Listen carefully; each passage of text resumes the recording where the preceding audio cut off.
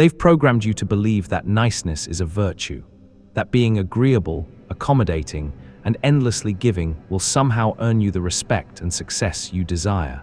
But what if I told you that every act of niceness you perform is actually a declaration of your own powerlessness? What if your greatest weakness isn't your flaws, but your relentless need to be seen as good? Niccolo Machiavelli understood something that most people refuse to accept. In a world where power determines outcomes, being nice is not just ineffective, it's dangerous. It marks you as prey in a landscape filled with predators who have learned to exploit your goodness for their own gain.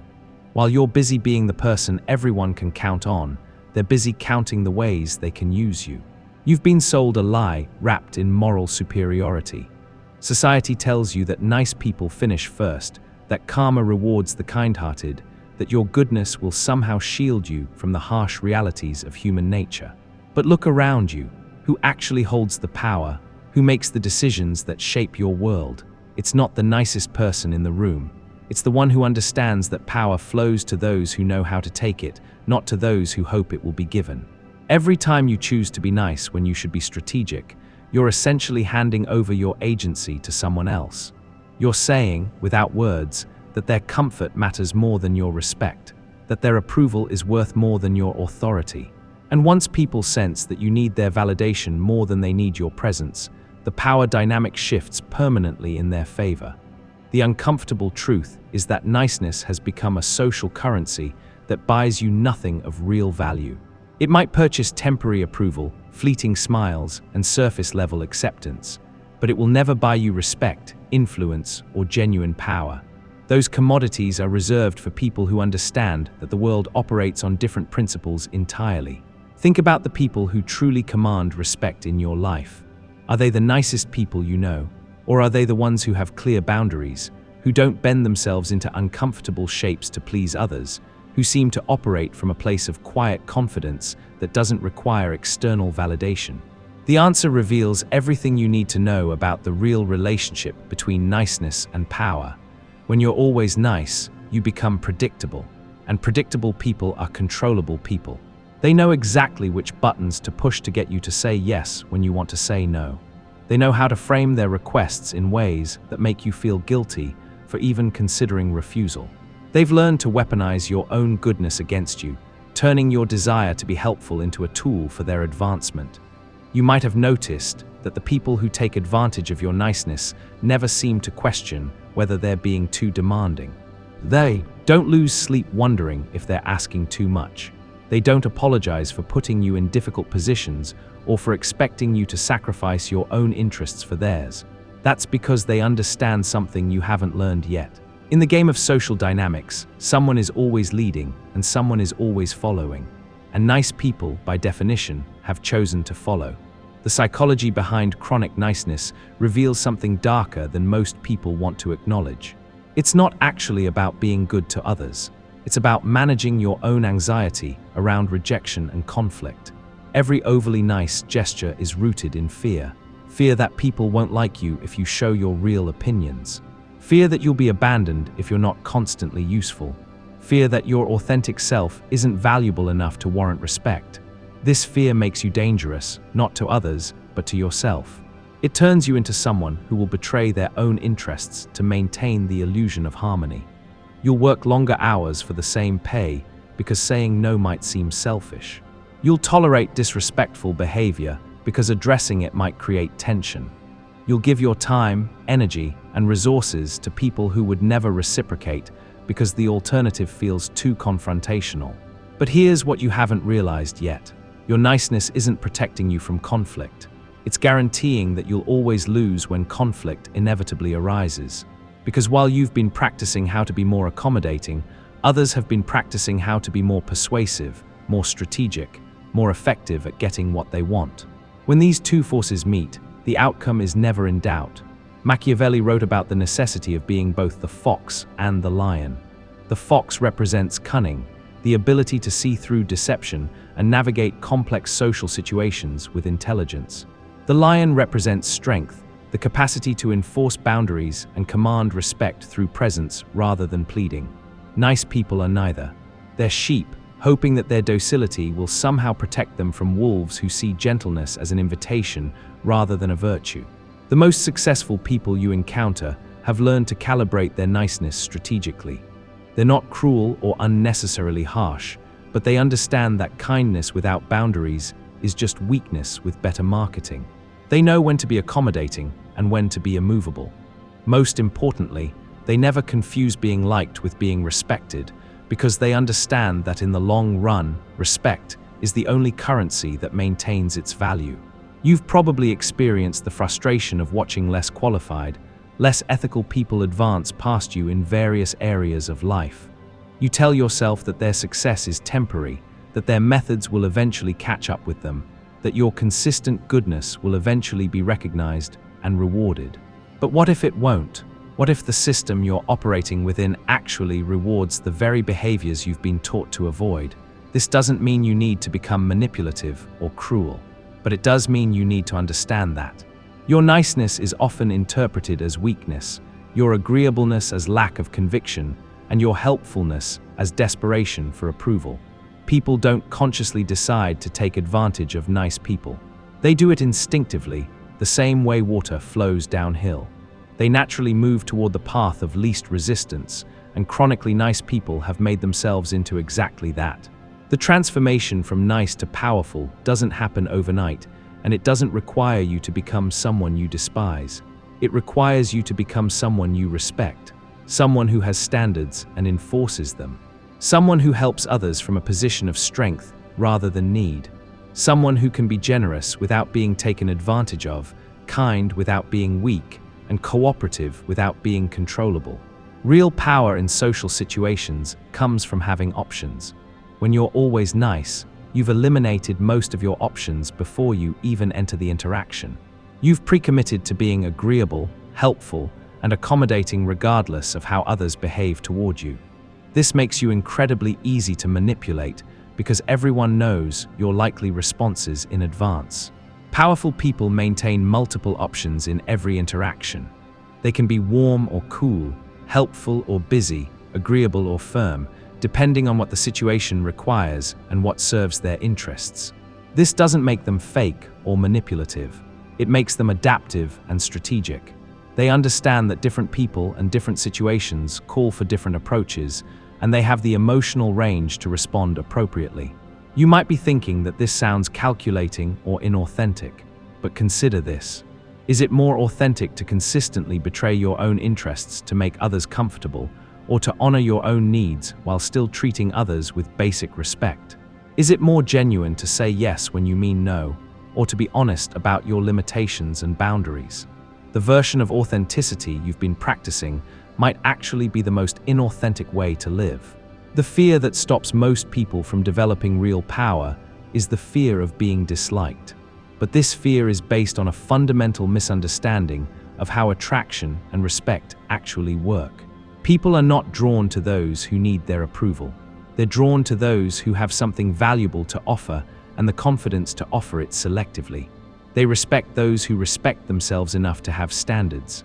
When you start operating from a position of self-respect rather than approval-seeking, you'll notice something interesting. Some people will like you less, but they'll respect you more. Others will actually like you more because they'll sense that your attention and approval have value. They'll know that when you choose to be kind or helpful, it's because you want to be, not because you're afraid not to be. The people who get upset when you stop being endlessly accommodating are revealing something important about the nature of your relationship with them. They weren't appreciating your kindness. They were exploiting your inability to say no. Their negative reaction to your newfound boundaries isn't evidence that you're becoming a bad person. It's evidence that they preferred you when you were easier to control. This is where most people falter. They start to develop boundaries and self-respect, but then they encounter resistance from people who benefited from their previous doormat behavior.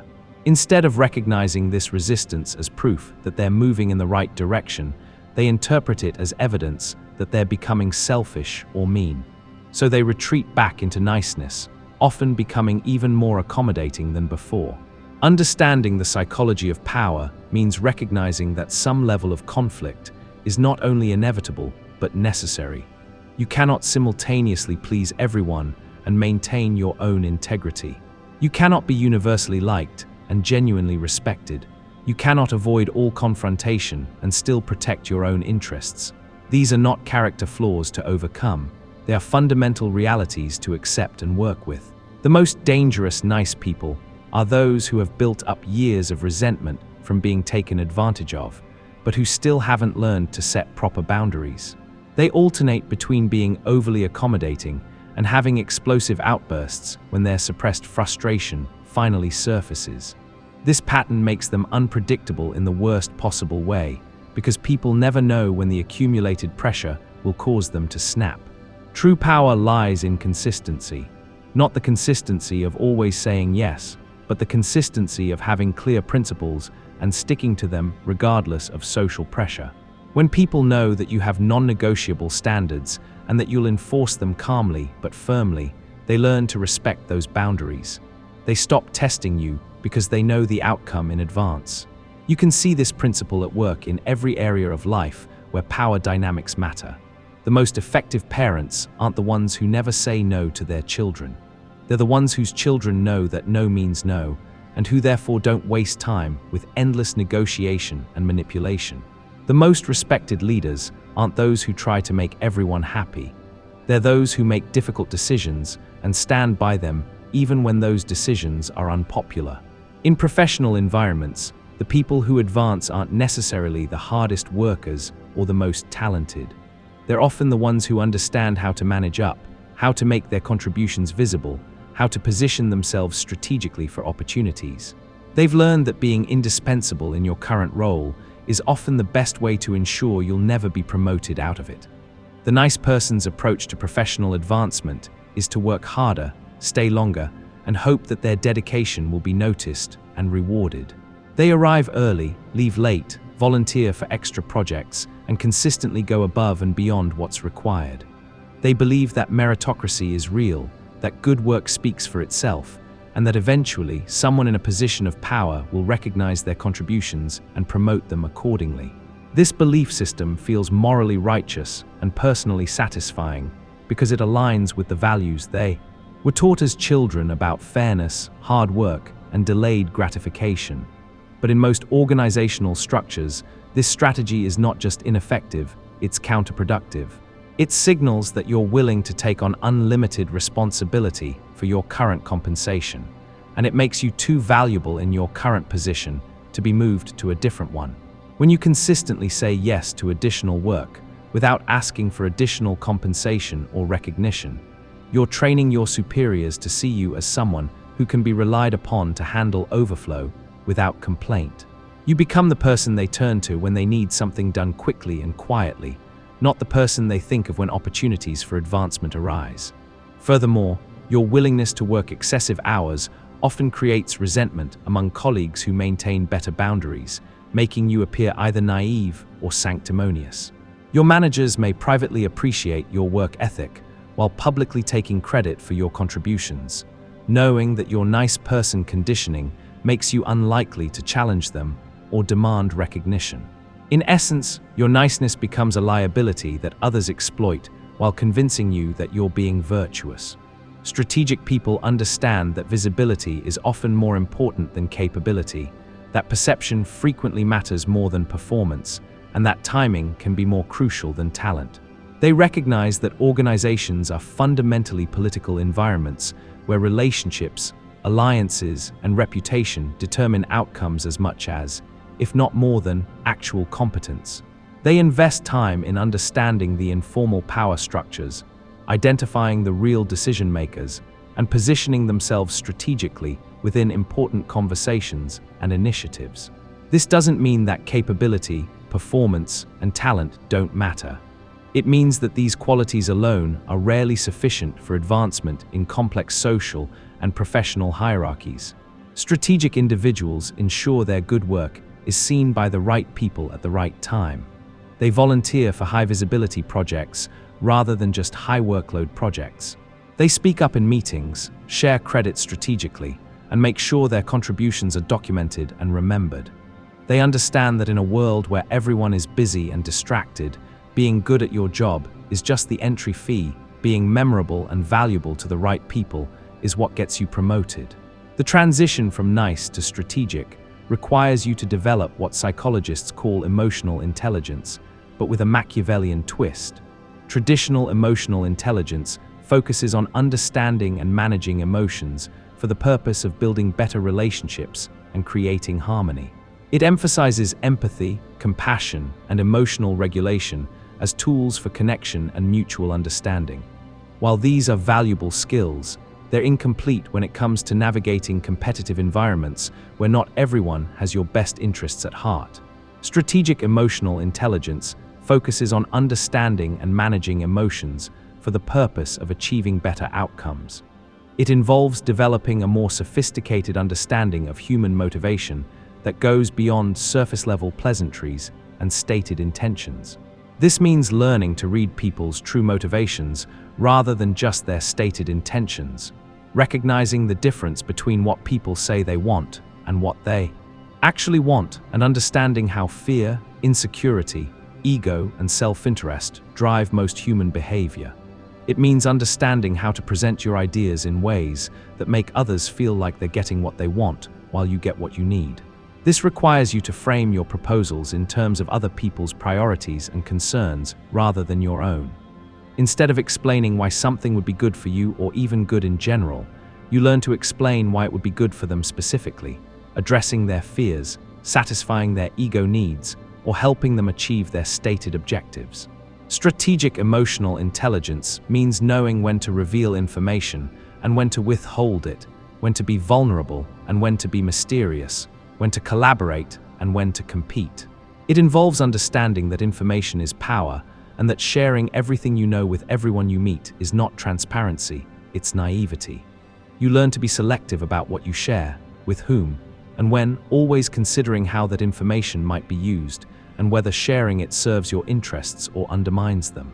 Most importantly, it means developing the ability to separate your self-worth from other people's opinions of you. This is perhaps the most difficult shift for chronically nice people to make, because their entire identity has been built around being liked and approved of by others. They've learned to measure their value by external validation, constantly adjusting their behavior based on other people's reactions and feedback.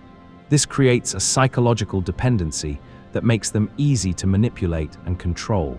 When your sense of self-worth depends on other people's approval, you become willing to sacrifice your own interests, values, and well-being to maintain that approval.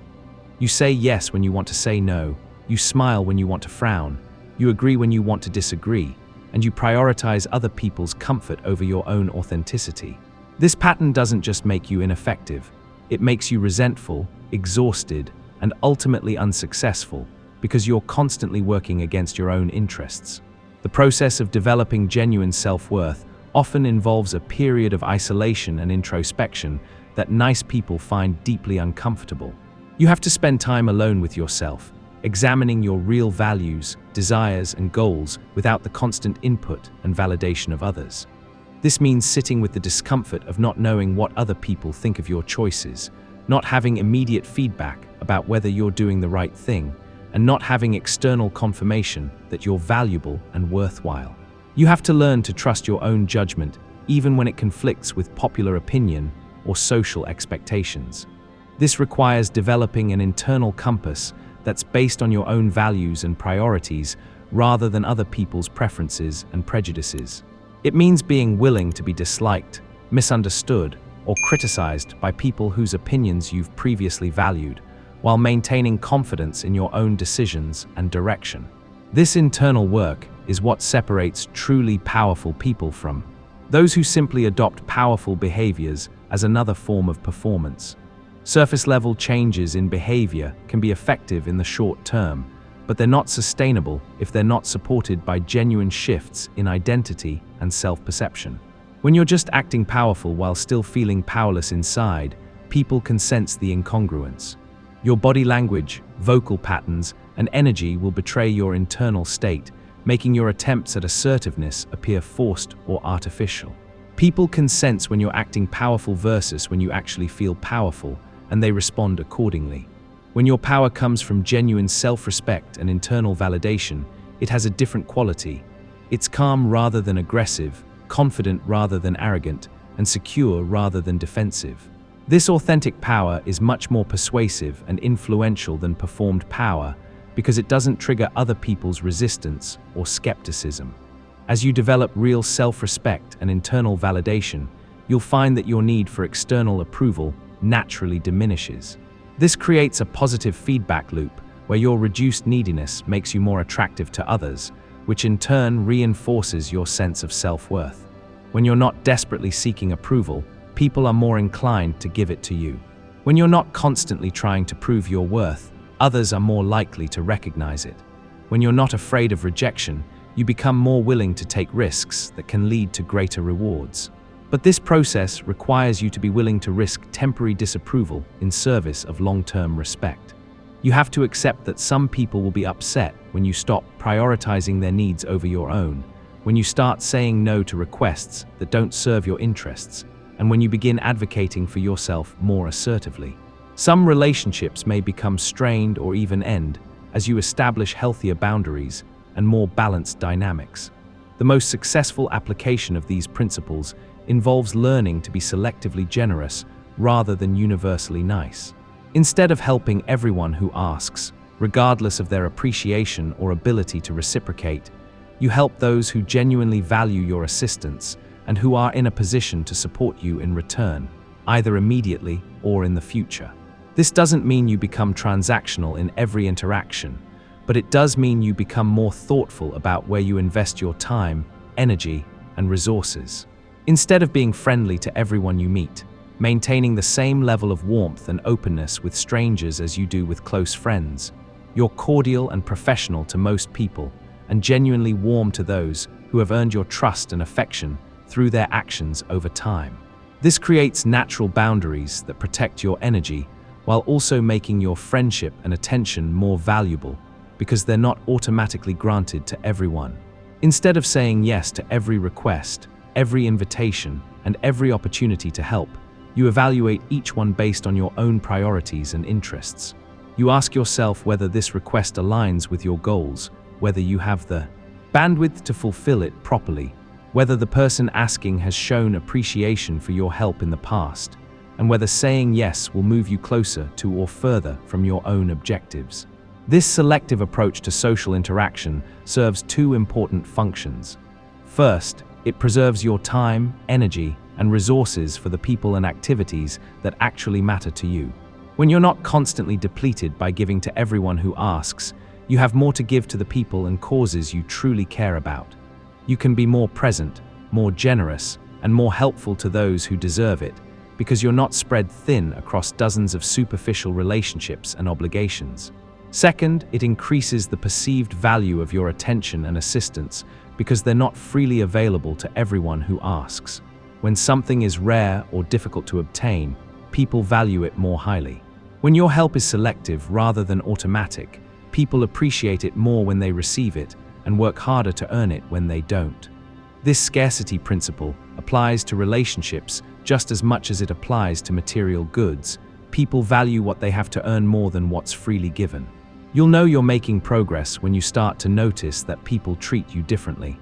They'll be more careful about how they speak to you because they'll sense that you have options and won't tolerate disrespect. People will unconsciously adjust their behavior based on what they perceive you'll accept. When you carry yourself with self-respect and maintain clear boundaries, others instinctively treat you with more consideration and courtesy. They'll be more appreciative when you do help them because they'll understand that your assistance is a choice rather than an obligation. When people know they can count on you to say yes regardless of the circumstances, they take your help for granted. When they know you might say no, they value your yes more highly and express genuine gratitude when you choose to assist them. They'll seek your opinion more often because they'll recognize that you have genuine convictions rather than just agreeableness. People don't value the opinions of those who always agree with them or who seem to change their views based on who they're talking to. They respect and seek out the perspectives of those who have clear principles and aren't afraid to express them, even when they're unpopular or challenging. The ultimate goal is not to become cold, calculating, or manipulative. It's to become someone who operates from a position of strength rather than weakness, choice rather than compulsion, self-respect rather than approval-seeking. The aim is to develop the emotional and psychological resources necessary to be genuinely kind and generous when you choose to be, rather than when social pressure or internal compulsion demands it. It's to develop the ability to say no without guilt, to prioritize your own needs without shame, and to advocate for yourself without apology. This doesn't make you selfish, it makes you sustainable. When you take care of your own needs and maintain your own boundaries, you're able to show up more fully for the people and causes that matter most to you. This transformation requires you to accept some uncomfortable truths about human nature and social dynamics. People are not always good. Many individuals will take advantage of your generosity if you let them, not because they're evil, but because it's convenient and you've made it easy. Intentions are not always pure. People often have mixed motives, and even those who care about you may sometimes act in ways that serve their interests more than yours. Fairness is not always possible, and justice is not always served. The world doesn't operate according to the moral principles you learned in childhood. Good people sometimes suffer, while bad people sometimes prosper. Hard work doesn't always pay off, and lazy people sometimes get lucky. These realities don't make the world evil, but they do make it complex. And complexity requires sophistication, not just good intentions. The most powerful people you'll encounter have learned to navigate this complexity without becoming cynical or cruel. They maintain their humanity and their capacity for genuine connection while also protecting themselves from exploitation and manipulation. They understand that most people are neither entirely good nor entirely bad, but rather collections of competing motivations and desires, capable of both kindness and selfishness, depending on the circumstances. They've learned to work with human nature as it is rather than as they wish it were. This means accepting that people are motivated primarily by their own interests, that they often act out of fear or insecurity, and that they're more likely to respect strength than to reward weakness. It means understanding that influence comes from being valuable rather than from being nice, and that lasting relationships are built on mutual respect rather than one-sided generosity. This practical understanding of psychology and power dynamics is what separates those who succeed from those who struggle, those who lead from those who follow, those who shape their circumstances from those who are shaped by them. It's not about becoming someone you're not.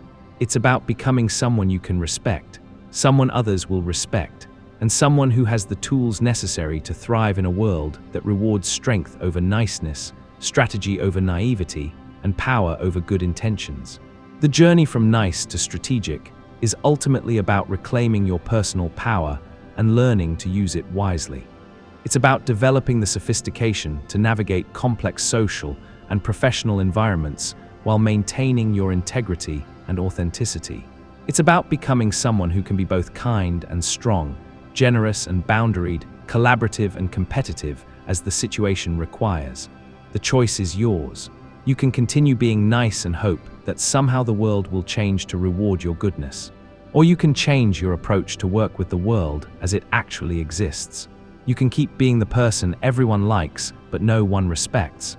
Or you can become the person who commands respect whether people like it or not. The transformation begins the moment you decide that your own respect for yourself matters more than anyone else's opinion of you.